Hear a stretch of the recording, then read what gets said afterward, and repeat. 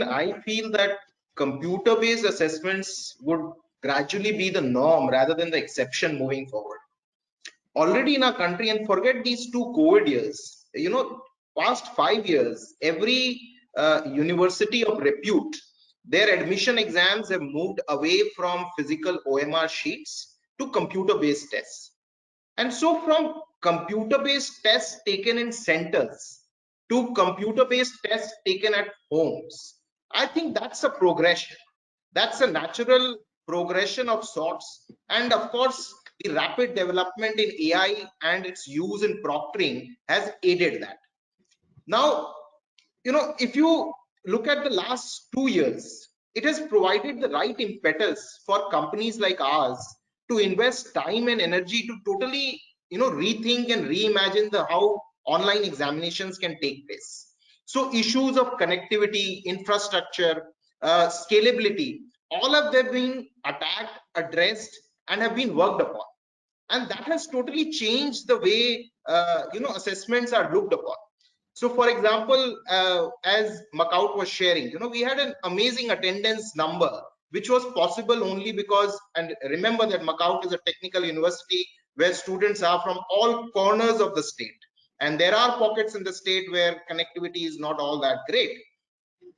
Even when we did a recent scholarship exam wherein, smaller kids, students from class 8 and 9, they were logging in from different districts of the state, and they were able to do that reliably from smartphone devices with varying degrees of fluctuating bandwidths, all in a proctored environment. So this is something which has been made possible with the efforts, and that is where we are seeing the inroads and the gradual progression of online assessments taken from home. Of course, the cloud infrastructure has played a role also. AWS with its robust cloud infrastructure, scalable AI algorithms which can be deployed, all of that has made this reality today. Because remember, examinations are real-time events. Even 10-second fluctuation in the performance of the cloud infrastructure plays a critical role on the marks which a student might get. So we need high availability, we need disaster management, we need all of that, which has happened in our country over the last 4-5 years. And new use cases have been thought through. So earlier when we talked about computer-based tests or online exams, it was synonymous with MCQs or maybe fill in the blanks or things of that kind. But in the last 2 years, you have seen that proctored exams are also being done for subjective questions. How is that? For example, a very recent, we conducted the backlog exams at Makout University. These papers were subjective papers. The answers were subjective. So students entered into the online examination. They were able to see the questions online in a proctored setting, and they were to see the questions and write the answers on A4 sheets and then scan the QR code on the screen and upload these answer sheets onto the examination engine. And then these scanned images were later displayed to teachers who graded them while viewing them on their screens, on their desktops. So the whole process suddenly became digital, from the setting up of question papers to the actual examination which the students gave from home in a proctored way, and then finally the entire grading and then the scores. So the whole process has become a digital workflow. And what this has really enabled is that universities for the first time have felt the speed and the ease of conducting assessments of all kinds in with reasonable fairness and with utmost reliability. And that is the key, I think, why all of these developments are for good. They are not for just the COVID period. Because imagine if in our academic calendar we can crash the examination taking time for in a semester by even 2 months. You are going to add 4 months to the academic calendar. Because remember, in our academic calendar, when examinations are getting conducted, there is no teaching happening parallel. Colleges are all involved in the examinations, teachers are involved in the grading. And so if we can crash this examination period with this digital workflow, we are going to add, you know, man months and learning hours to the country in a big way. You know, this entire backlog which we have created due to COVID, 3-4 months, that can be totally catered to by using technology to crash the timeline for assessments. And this has been seen in practical in Macau, where, you know, as controller sir and honorable vice chancellor sir was sharing, they were able to publish results in record time. And that's the key takeaway, and by which universities need to look at these solutions as what role they can play to provide more available learning hours to the university and its students. Very much AI was not just useful, it was critical to the whole process.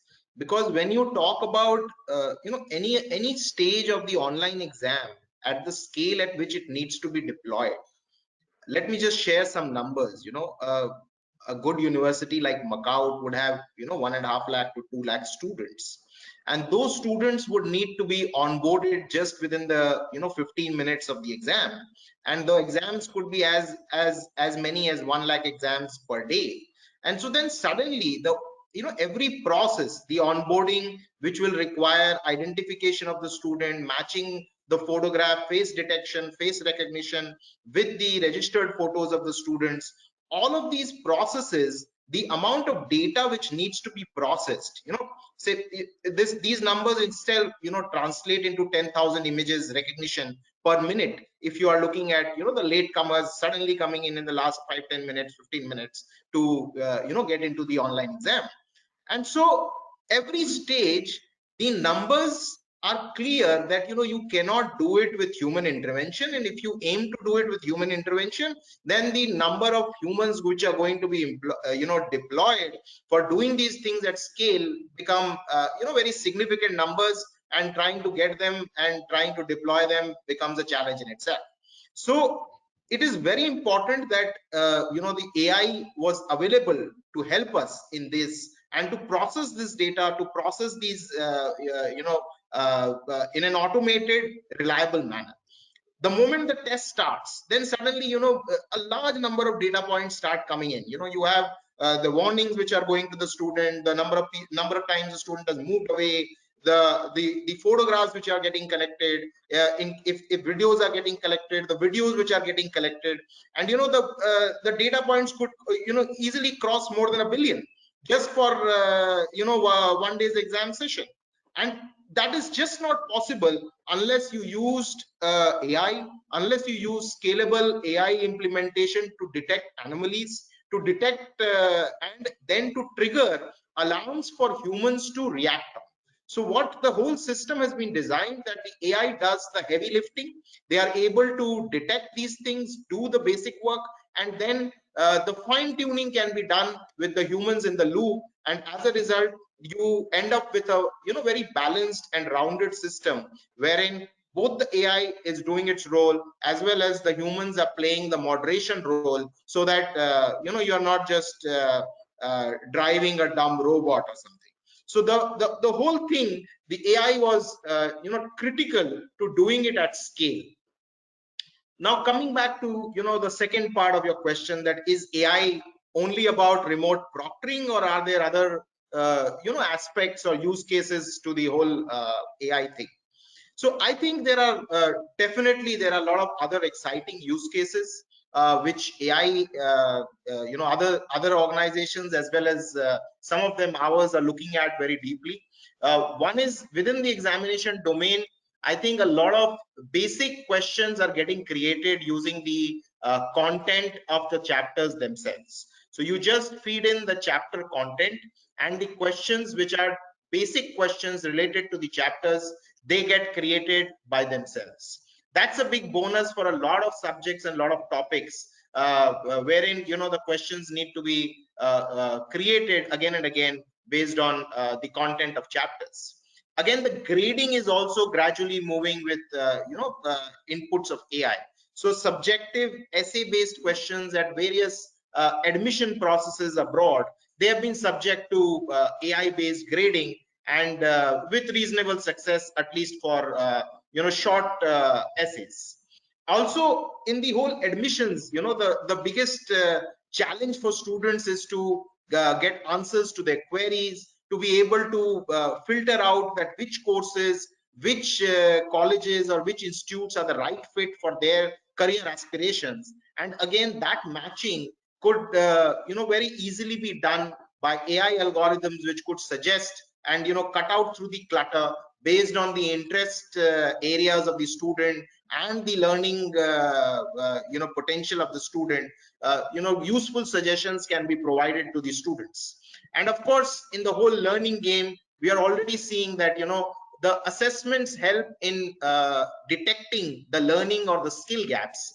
And once these learning and skill gaps are detected at minute level, more slice and dice you are able to do it, then at that minute level, AI algorithms can pick and choose which course and syllabus of the university or wider spectrum out of the online realm, which of the courses can perhaps be useful for the student to bridge that learning gap, to bridge that skill gap. In fact, that's a big area of development on the learning front, which I think AI will play a big role. Honorable Vice Chancellor sir was just mentioning, institutes of repute have been relying on admission exams to solve the two problems. They need a standardized score, and they need it standardized across the cohort which is applying to them. So now what is happening in this year is that and this was in the best of years, where the board exams were doing their jobs, they were conducting the exams, and the scores were available. Now in this current year, wherein both the learning has suffered, so there will be learning gaps which the students would be having, because curriculum has been curtailed, the syllabus has been curtailed, and then after that there has been no real assessment of what has been the learning during these 2 years periods. So you have taken the best solution which could have been possible, a statistical solution. But for the purpose of admissions, now you have two issues. One is the standardized scoring, and the two is about the learning gaps. So I think assessments will play a very big role over here in any admission cycle of any institute of repute.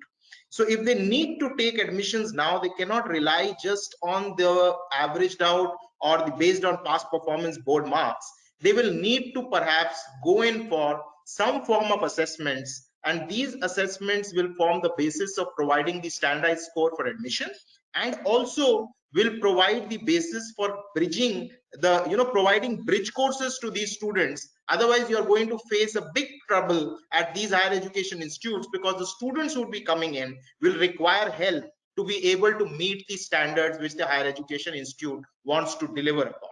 And so admission exams will definitely be required, and they could be attempted. Even now, if you look at the formula, they have given the option that if students are unsatisfied, you will be taking a physical exam.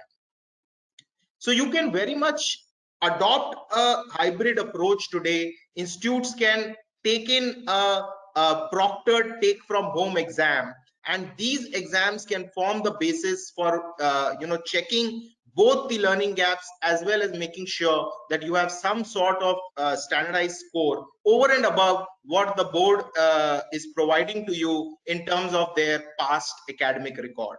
And I think that solution and that infrastructure very much exists in our country. And in fact, we have been deploying our solutions to manage student life cycles from application, admission in all forms, with all kinds of weightages, with merit lists which have weightages of different subjects, past performances, the score of the test that they have given, all combined together to give some holistic color to what this applicant brings to the table. See, basically in this case, finding out the exact requirement at the point of starting is difficult. So therefore, fortunately, we didn't choose any vendor, rather vendor choose us to develop their product. So what I mean, the existing vendor, he was ready to deploy his entire team on us, and so that we can develop the product as per requirement. Otherwise, it is difficult to prepare the exact system requirement document when many uncertainties are on the way. It is better to respond to the changing requirements. So therefore, there was no ready paper. The entire thing was developed together, and it is also based on the requirement. And not only based on the requirement, it's also based on the feedback of the stakeholders, and giving comfort to the stakeholders. If because ultimately the system would be used by 200 colleges, 10,000 teachers, and 1.5 lakhs of students. If they are not comfortable with the changes we are bringing, the system will not work at all. So therefore, continuously we are in different ways, either directly or indirectly, we are taking feedback. We are developing something, we are testing that, we are modifying that, and for that purpose, of course, we need a dedicated team, and the team is so much dedicated that there is no holiday, there is no day and night. So every time, at any point of time, we think something, some changes are required, some new developments are required, everybody jumps into it. So that is the key to success towards the up to the journey we have covered. So this is basically also incremental implementation. It is not that the entire thing was thought in a day and we planned and we did. It developed in a agile mode. So whatever we find something we developed, we made some correction, then we go forward. So this is basically dedication and integrity of the implementation team and the agency team, and of course our university team. And of course, the liberty given by the authorities, the Honorable Vice Chancellor, to test all these things and showing confidence on us. So that make these things happen. That's all.